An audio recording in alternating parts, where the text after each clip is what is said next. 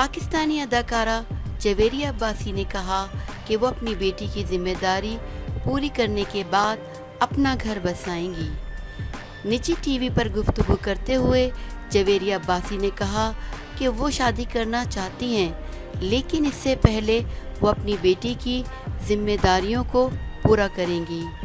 ایک سوال پر ان کا کہنا تھا کہ ان کی بیٹی انزلہ عباسی ڈراموں کا انتخاب اپنی مرضی سے کرتی ہیں، کیونکہ بطور اداکارہ وہ بہتر جانتی ہیں کہ وہ کون سا کردار بہتر طریقے سے کر سکتی ہیں۔